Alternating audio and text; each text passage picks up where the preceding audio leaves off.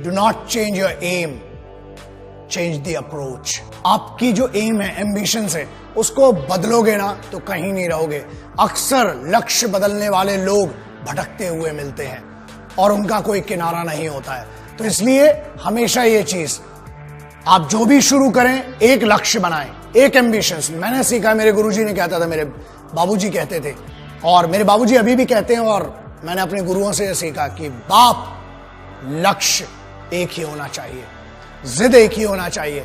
When we are talking about aim, आपने बनाया ही क्यों अगर आपको इतना कॉन्फिडेंस नहीं था? इसीलिए रिसर्च कीजिए अपने एम को चुनने के पहले। लेकिन एक बार जो बन गया तो बढ़ चले हैं वो कदम, अब रुकेंगे नहीं। तो बस वैसा एटीट्यूड होना चाहिए कि हम तो घर से निकले ही थे बांधकर सर पे कफन, जहां हथेली पर लिए जो बढ़ चले हैं ये कदम। अरे जिंदगी खुद अपनी मेहमान, मौत की महफिल में है, सरफरोशी की तमन्ना अब हमारे दिल में है। वो एटीट्यूड कहाँ है? जवान हो यार, वो जवानी में रवानी कहाँ है? इस उम्र में जो बना लिया, एक बार एम बना लिया, उसके लिए मेहनत रोज करना है। रोजाना आपको मेहनत करना जरूरी है और उसके लिए तैयारी तगड़ी होना चाहिए। और तैयारी के लिए पता तो हो किस चीज की तैयारी करना है। एक दिन बॉलर बनना है, दूसरे दिन बैट्समैन, तीसरे दिन साइंटिस्ट, चौथे दिन डॉक्टर। लल्ला कुछ नहीं बनोगे, कंफ्यूज बनोगे, जूते पड़ेंगे घर में भी और बाहर भी। एक एम बनाओ और बस उसकी तरफ बढ़ते जाओ। रोज मेहनत करना जरूरी है दोस्त, क्योंकि बगैर मेहनत के ना कुछ नहीं मिलता। शॉर्टकट, हाँ, शॉर्टकट से क्या होता है कि आप शॉर्टकट से आप खुश हो जाएंगे थोड़े समय के लिए। याद रखना, शॉर्टकट कभी भी मंजिल तक नहीं पहुंचाता है। घूम फिर के आप फिर से हाईवे पे आ जाओगे, फिर बोलोगे कि टाइम वेस्ट हो गया। इसलिए वन सिंगल एम, रोज छोटे एम बनाओ। प्रॉब्लम यह कि एक ही दिन में आप कुछ नहीं बन सकते हो। लेजेंड कोई पैदा नहीं होता है दोस्त, उसको बनने के लिए बहुत सिंपल सी बात है, nobody becomes the general within a day. There is a journey involved in that and you have to go through that journey. उस जर्नी की इज्जत होती है, तो अपनी खुद की इज्जत कीजिए, उस जर्नी की इज्जत कीजिए। और अगर सलाह चाहिए ना एम लेने के लिए, माँ बाप से बड़ा कोई नहीं है, क्योंकि वो सिर्फ जिंदगी में ऐसे होते हैं जो आपसे बगैर स्वार्थ के जुड़े हुए हैं, जो आपसे कुछ नहीं चाहते हैं, सिर्फ ये चाहते हैं कि आप खुद की जिंदगी में बेहतर करें। उनके लिए कितना बेहतर करें, इससे उनको कुछ लेना देना नहीं। दूसरों से ज्यादा और दूसरों की बातों से ज्यादा, ये मेरी सलाह है, एक बड़ा भाई समझ ले, छोटा भाई समझ ले, जो भी समझ ले, अपने लक्ष्य पर खुद को भरोसा करना पड़ेगा। और अपनी खुद की कॉन्शियंस होती है, हमें उसको समझना पड़ेगा। आगे बढ़िए, दूसरों से ज्यादा खुद पर भरोसा करना पड़ेगा। आपको अपने आप से ज्यादा कोई अच्छे से नहीं जानता है। आपके माँ बाप और आप अपने आप को जानते हैं, आपको जानते हैं। उनसे डिस्कस कीजिए और याद रखिए अपने पैशन को, आपको जिस चीज में मन लगता है ना, घर वालों से लड़ाई मत करो, कन्विंस करो, बात करो उनसे, क्योंकि जो पैशन है ना वो सिर्फ आप जानते हो। और अगर आप अपने घर वालों को कन्विंस नहीं कर पा रहे हो, आपके कन्विक्शन में कमी है, आप दुनिया को क्या कन्विंस करोगे फिर? इसलिए सब अगर अग्री होंगे, आप सेम पेज पर होंगे, आपको मदद चाहिए, इमोशनल सपोर्ट चाहिए अपने घर वालों का, और वो मिलेगा। बस अपने पैशन को अपनी जिंदगी में बदलो। मुझे पता है इस चीज को, क्योंकि मैंने जितने लेजेंड से मिला हूं, सब में दो चीजें कॉमन थी। पहला, उन्हें हमेशा से वही बनना था आज वो जहां पर हैं, उनने अपने रूट्स नहीं बदले।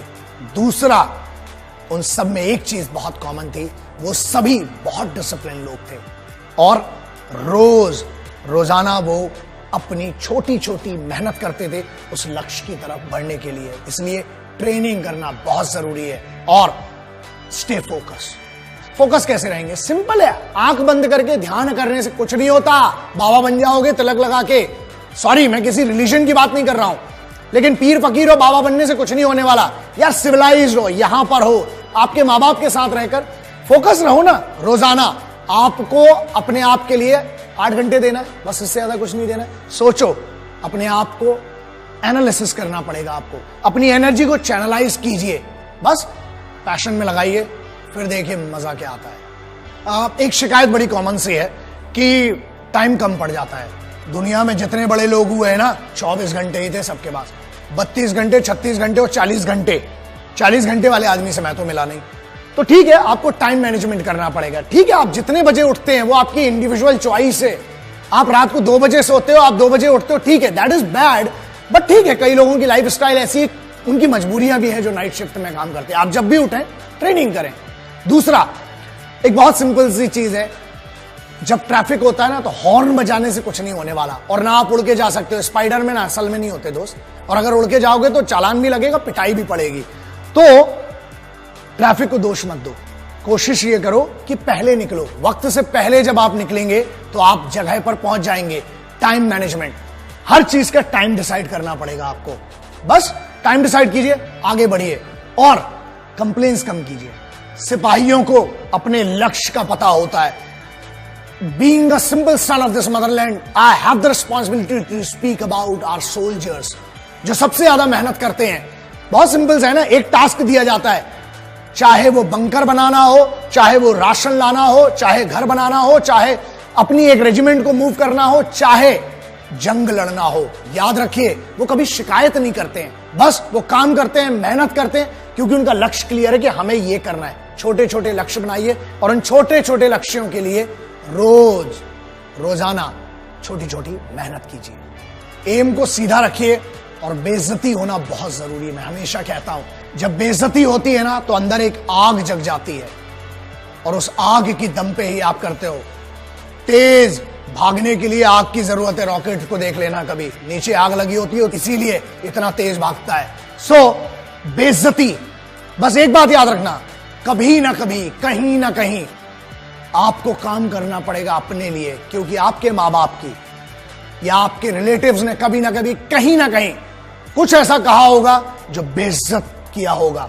उस बेइज्जती को याद करना, वो पावर देती है।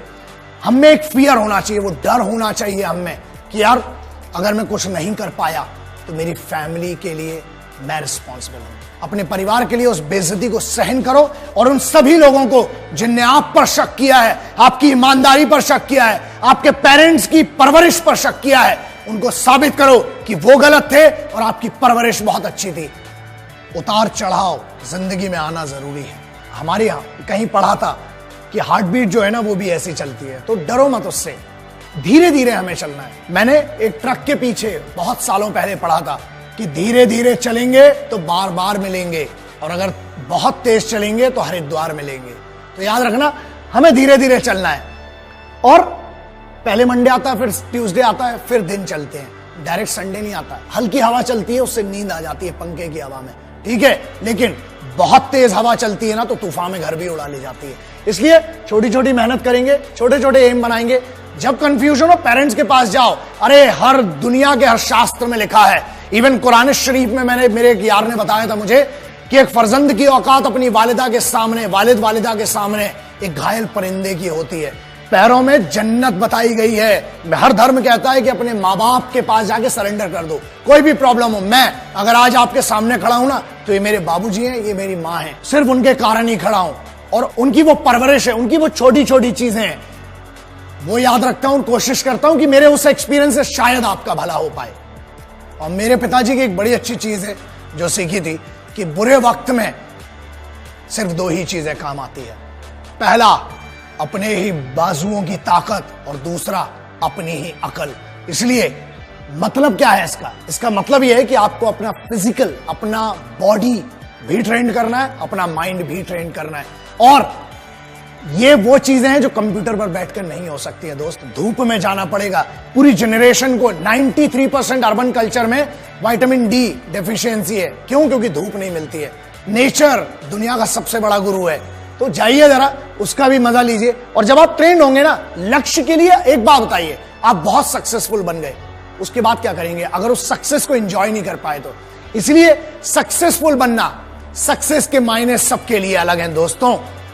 मेरे लिए यह है कि एक गरीब बच्चे की मैं मदद कर पाऊं, कुछ लोगों की अपने ज्ञान से, या जो भी मुझे छोटा सा लिटिल माइक्रो नॉलेज जिसको मैं कहता हूं, उससे कभी किसी की मदद कर पाऊं। यह है मेरा लक्ष्य। बहुत सिंपल है कि मुझे दो चीजें करना है, और जो मेरी जिद है और मैं करके रहूंगा।